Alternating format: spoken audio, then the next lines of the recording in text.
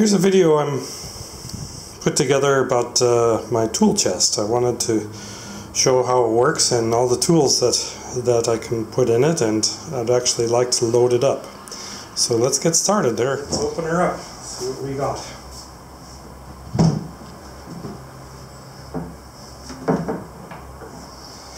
The lid opens like that. I'll just give you a quick view of what I have on here.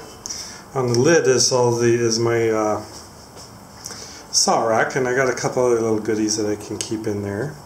And on the back wall of the tool chest there's a rack for some small tools, chisels and whatnot. There's some dividers in the back for whatever tools.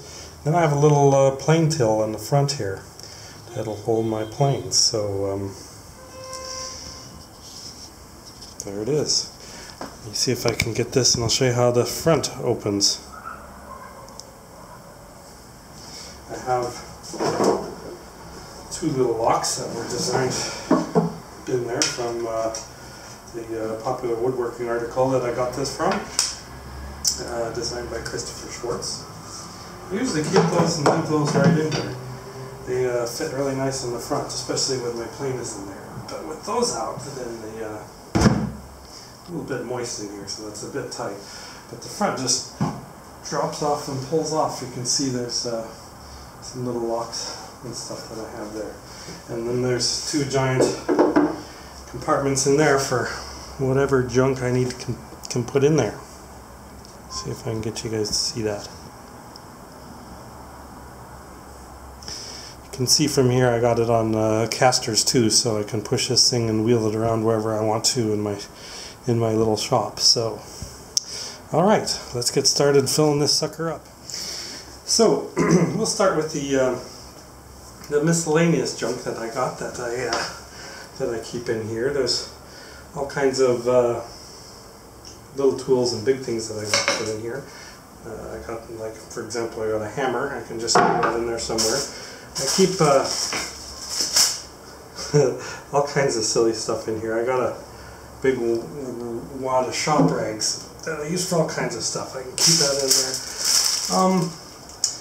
Some bamboo skewers, which come in handy all the time. Got that tip from Greg Merritt. I got a couple of C-clamps. I actually bought these new. I wouldn't recommend doing that. You can usually find these things for really cheap, but I needed them. They were close by, and they work great. I can keep my glue in here. I have a little French side bead molding plane that needs a little bit of work, but I'm planning on using this here sooner or later, and so I can put that down here. I don't necessarily need that plane all the time, so put that there. I also have a bunch of chair makers tools.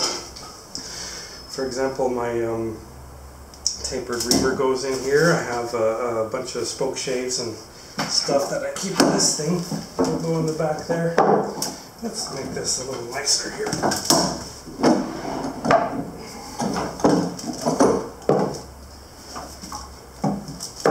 Push that in the back. 5/8 inch wood owl bit that you can use that for chair making. And let's see, what else can I put in there?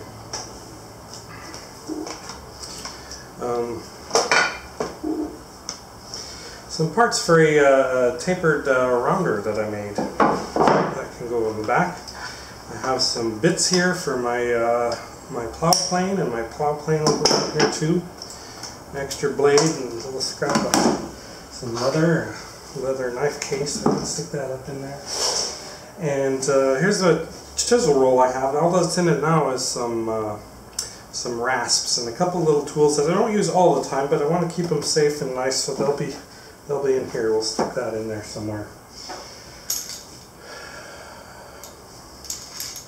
Egg beater drill and various bits. I need to make some kind of container to throw these in, but for right now I'll just keep them in their little original packaging, and we'll stick those in here, along with a couple of spare blades for my Japanese saw.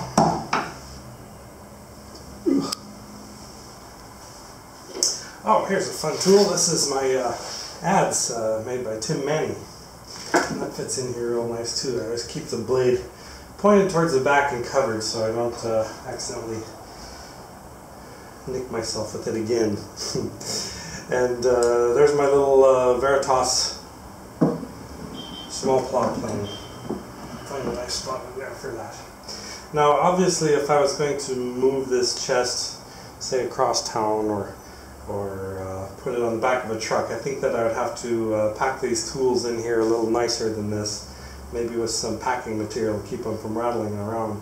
But for in my shop, in my building, I can wheel it around, everything is just fine in here like that.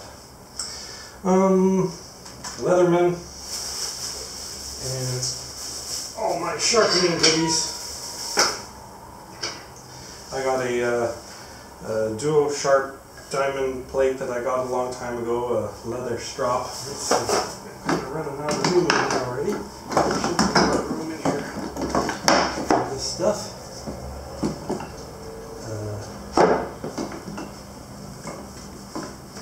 There we go. I have a couple of Dan's whetstones. I got a fine black one. I use that one most of the time, and then I got a medium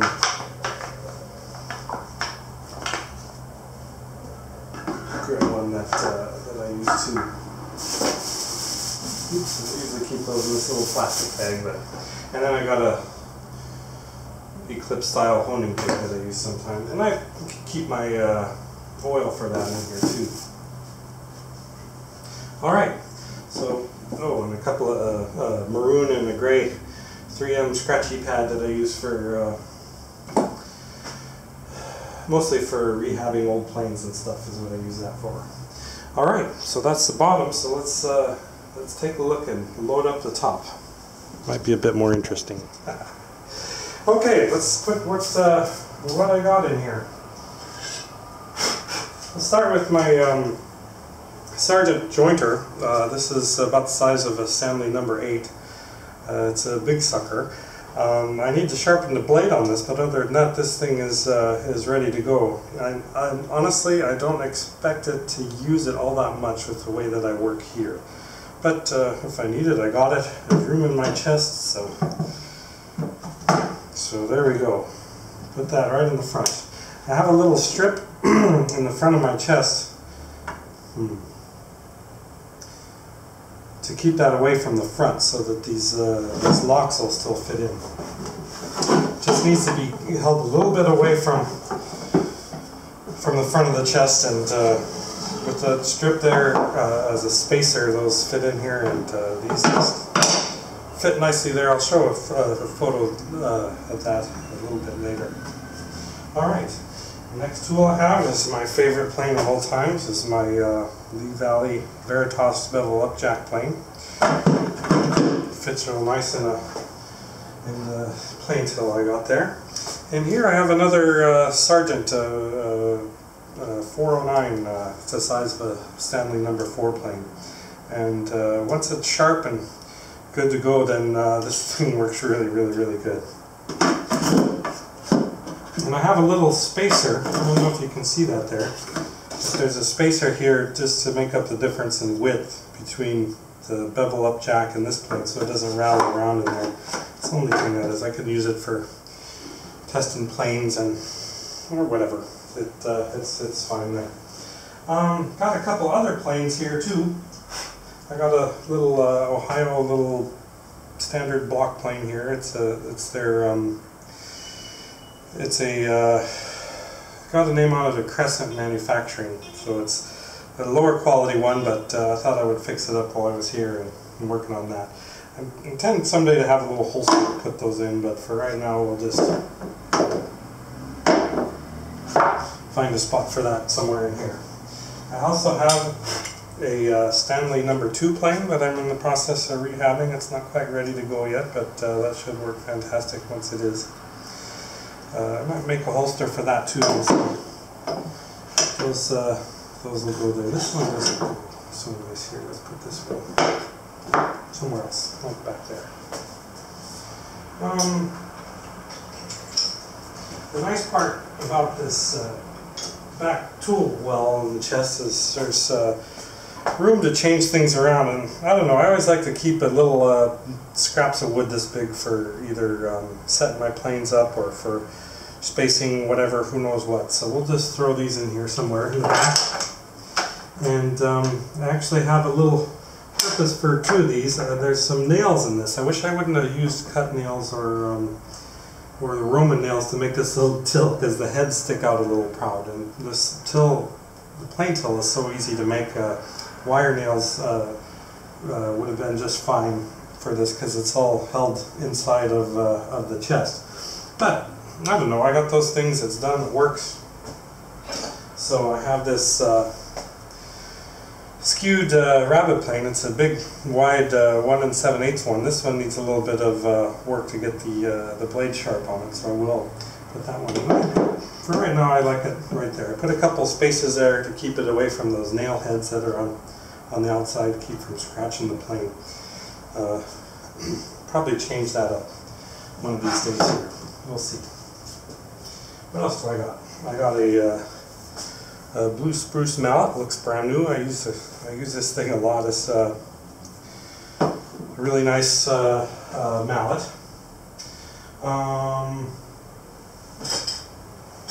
I have a folding rule here. This one is in centimeters, and I have a bevel gauge here. This is a Shinwa one that I bought new. I have a few nicer old ones at home, but I'll keep that there. I find that I can keep those along the side here, and that works just fine, just having a place for them. Speaking of folding rules, I got this Stanley one here. Of course, this is in inches that I prefer to use. But really, I find the way that I work a lot nowadays, it doesn't really matter which measurement I use. In fact, most times I don't measure. But shh, don't tell anyone that. This will live in my little slot. Alright, so, the other things that kind of go back there, I have a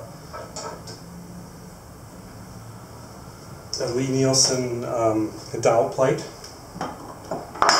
For now, I'll just stick that back there. I'll probably put a nail in here or something like that to hang that off of one of the things one of these days if I figure out I don't like that there. And this is just a really cheesy, cheap plastic countersink that I got from the Chinese store or something. I needed something, and it seems to work all right, and that'll go back there. And you need to have a little block of wax of some kind. This is some canning paraffin that I brought from home with me, and I use this all the time on the bottoms of my planes. Just before I get ready to go, I put a little bit of wax on them, and it's practically as good as sharpening.